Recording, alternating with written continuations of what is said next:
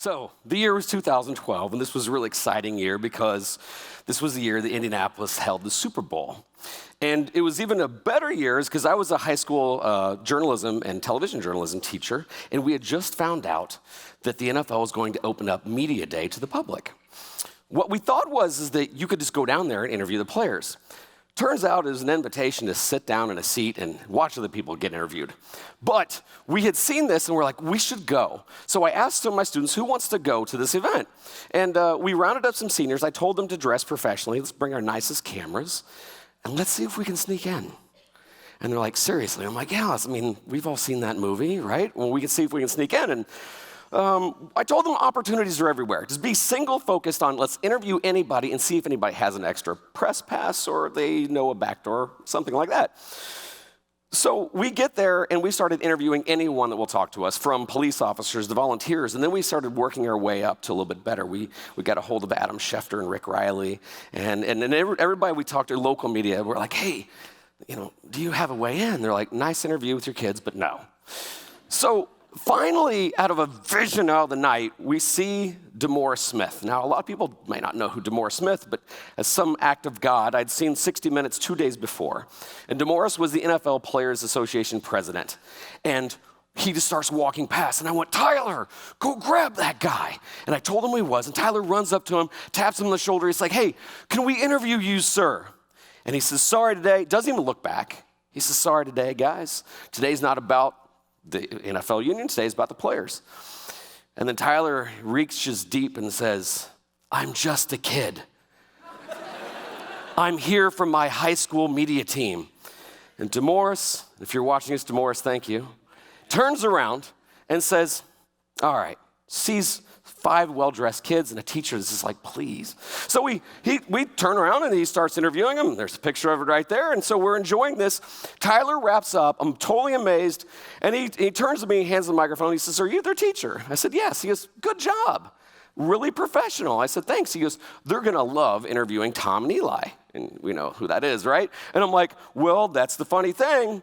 We don't really have press passes. We just have tickets. And he reaches into his wallet, pulls out his pen, writes something on the back, and he says, go to gate 2.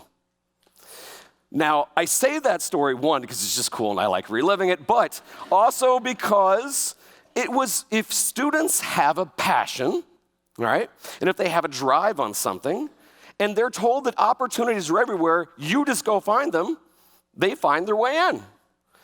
To some degree of irony, the very next month, I get this email that just said, watch this. And it was a link to Daniel Pink's TED Talk. Here I am at a TED stage. It was his talk on what motivates people. It was autonomy, mastery, and purpose. And as I was watching that, he was talking about how some of the best companies use this time they gave their employees one day they got to do almost what they wanted. And so I thought, why don't we do that in my class? Do I allow for some autonomy a little bit? Do I offer mastery on things that I assign? And purpose? I didn't see that as much in our education system. So I make my students watch this TED Talk the very next period, and I'm like, what do you guys think? And they said, yeah, sure, let's give it a try. And certainly enough, the next Friday we did. And I heard a lot of students say, finally a chance I can do the things that I want to do. But when I started it, a lot of students, especially my A students, were paralyzed. Like, what do you want me to do? Well, what did you want to do? I want to get an A. I'm like, what are you passionate about? Getting an A. And that's kind of when it bugged me that I realized that a lot of other people's passions are somebody else's passions. What are you passionate about? Oh, my favorite team, my series on Netflix.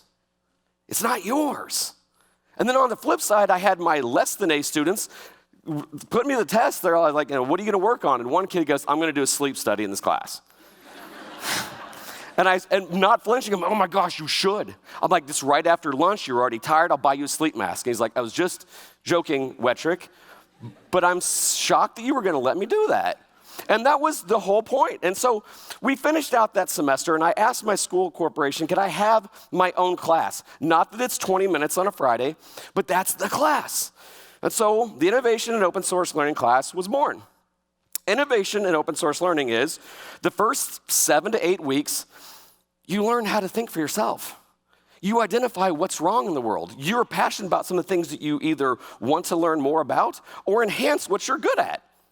And so picture there is we had some people come in from the town. They were pitching them some problems to our students. It became this hub and this innovation center. And the hardest thing to do, though, I'm not going to lie, was how do you build a culture of innovation? I mean, it's really difficult when all of a sudden you switch it on them. So I introduced them probably first and foremost to Daniel Pink's Drive and the fact that it started from a TED Talk. Seth Godin, Tina Seelig, these are our mentors and people we got to talk to, but then also people that are really future forward. Peter Diamandis, Stephen Kotler, who wrote Bold, and just most recently, The Future is Faster Than You Think. Listening to podcasts like Impact Theory, that the guests on those shows were really ahead of the curve. And then also, the strange thing is that I also really encourage social media use, especially LinkedIn, because 16-year-olds aren't on LinkedIn as often. And if you're working on something and you're on a mission, there's a lot of adults on LinkedIn that go, that's pretty cool. Or in some cases, they just were inspired by the fact that there was a class that you could do things that you kind of wanted to do. And you were encouraged to fail and pivot and all those things that we say in Silicon Valley, except we were in central Indiana. Now, it also is kind of cool because they started identifying some of these people that we wanted to talk to. Like our Mount Rushmore of awesome was people like Tim Ferriss, who you see there, Naveen, Jane, Dan Pink, Tina Seelig. We were reaching out to these people, and they were intrigued that this class existed. But they also started to look to them in the sense of, I could listen to a performer complaining about things, or I could work and talk to people that were dedicated towards solutions. And that's what this class was heavily built on. Now, before I sell you a bill of goods that it was perfect, it was not. Matter of fact, several of our students really struggled with the whole, I can allow you to do whatever you want. Because I soon realized that the hardest things in the world to do are the things that you say you're going to do. And if you don't have some sort of a project manager or someone prodding you, it was really difficult. Because, as I put there, creating a culture of innovation is difficult when you're fighting a century of rewarding compliance and memorization. Good boys and good girls sit quietly and wait for instructions. Innovators move fast, fail, and embrace it. And this was a really hard shift to start this in high school. I still think that it's worth it, but a really hard shift. So I started working more and more with elementaries and middle schools. I think that the now genius, by the way, I think Dan Pink is the godfather of Genius Hour, 20% time in the schools. But essentially, if our elementaries offer this time, especially like students stop liking, statistically, school by third grade. If you offer a time on a Friday, 30 minutes, it's kind of a glorified show and tell. You just kind of keep going. You're proud of some of the things that you love and some of the skills that you have, but you also want to make sure that you share that joy with others and maybe learn more about it. And at the middle school level, hey man, I get it. I get a lot of middle school teachers say, I don't have time to do this. I have to cover the standards. And truly, I taught middle school for 11 years and then high school for 10. I think no one has it worse and there's not more pressure. Like middle school is the Jan Brady of education. You've got the elementary where they're cute and you just do fun things, and then the high school gets all the attention because of the sports and the APs and whatnot, and middle school has it rough. But if a lot of middle schools are teamed, and if you share this as a team, you don't have to do it once a week. You can do it once every 4 to 5 weeks. If I'm an English teacher, I have 30 minutes on a Friday, and that's Genius Hour time. Next week it's science. Next week it's social studies. I was told not to get off this carpet, by the way. And so I really wanted to do that.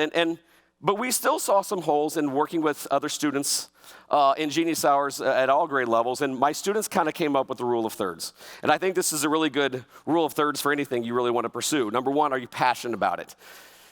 And this is where a lot of people, when they have passion time in the classroom, start and end. But just because you're passionate about it doesn't necessarily mean that it's a great learning experience.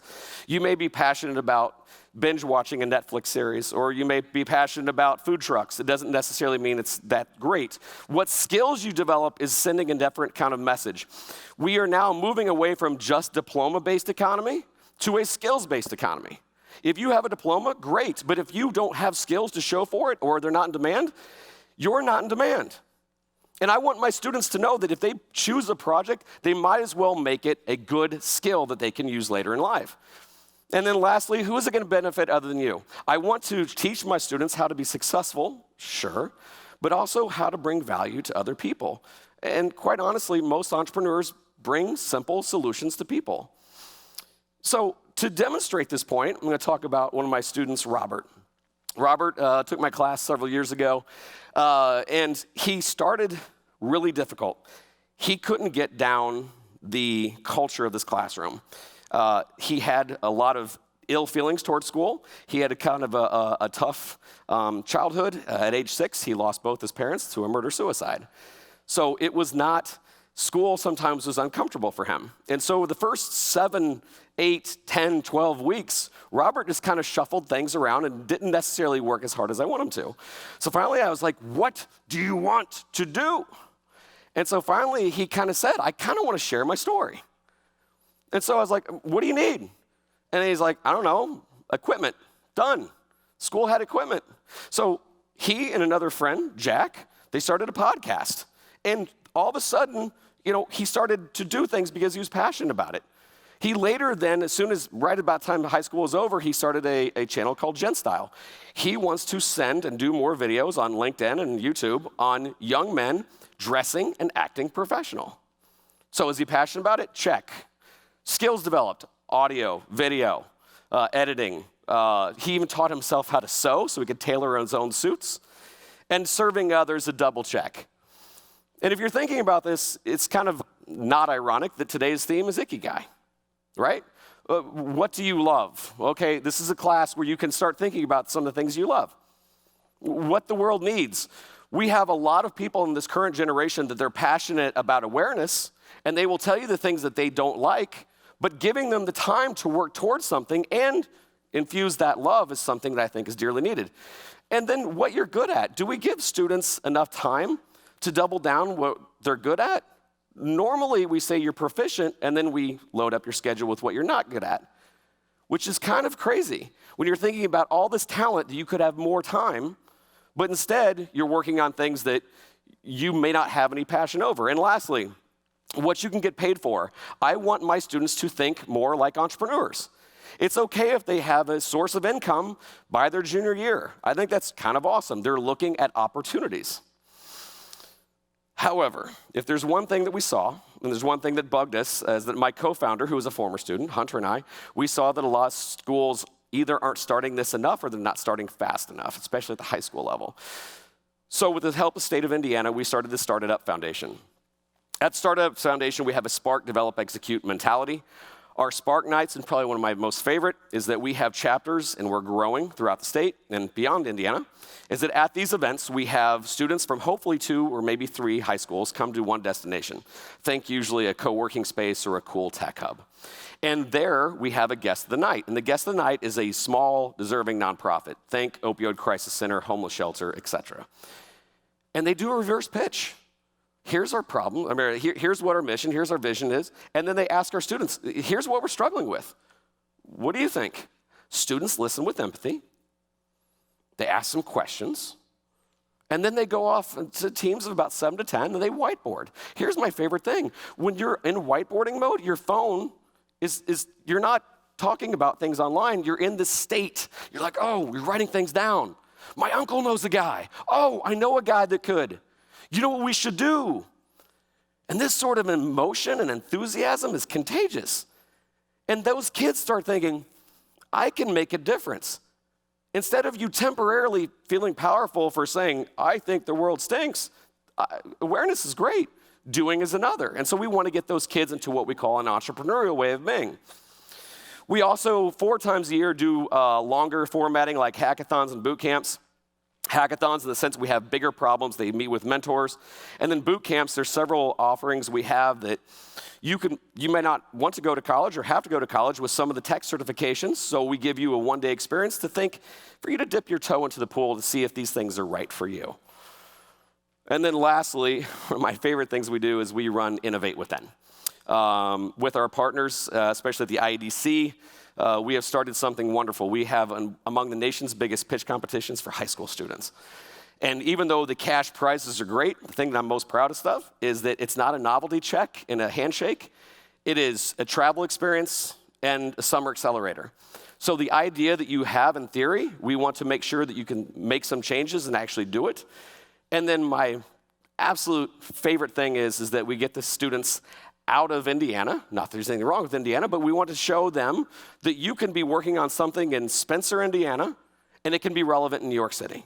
So in year one, we took them to New York City. It was a wonderful day. We got to spend some time with Seth Godin and New York Stock Exchange and Atlantic Records. Last year, it was we did a dual city trip between Austin and San Antonio, and then this year we're going to go to Seattle, where again, we're wanting them to see what innovation looks like beyond the state boundaries. Lastly, this is probably where my heart is most. If you're an educator, it's time to stop saying, imagine if. Imagine a world where we could infuse some Ikigai in your classroom right now, especially for elementary. This doesn't take much effort. Start a Genius Hour program. If you're in middle school, same thing. If you're in high school, allow our schools to become social impact hubs as they see solutions to our biggest problems and place them into teams, collaborate, network, scale, execute. Allow it to be a safe place to fail. Have them work with the community. And parents and students, if you're not seeing this in your school, do something. Contact us. We'd love to start a chapter in other cities. Because the gap between the haves and have-nots is going to be scary in the sense that the people that sit around and wait for instruction in the new age of gig economy and contract work, and those who feel empowered and want to move fast and on their own and want to do things faster, that is accelerating faster and faster. And then lastly, what I'm truly hoping to do is stop the endless scroll of comparison. In a lot of ways, our programming is to get you off your cell phone for a couple of hours, is for you to find some purpose in your life. That it's okay to identify the things you hate, but it's better to identify the things you love, to understand where your passions are, to understand where your strengths are.